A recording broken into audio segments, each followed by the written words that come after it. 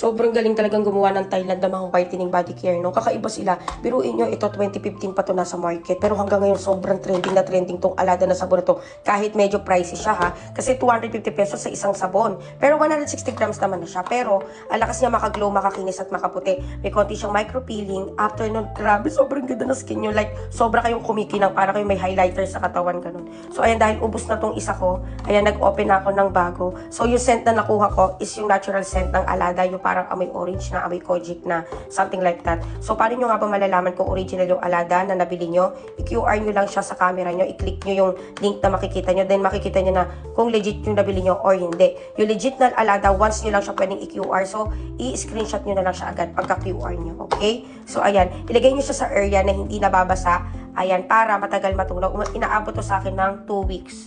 So, ayan, yung 160 grams yung umaabot ng 2 weeks, ha? Ayan, yung original. So, ayan, para hindi kayo ma-fake, check nyo na lang sa yellow basket ko, okay? Ito yung sabon na mahirap nang ipagpalit, promise. Ang ganda niya talaga. Ayan, Alada for the win!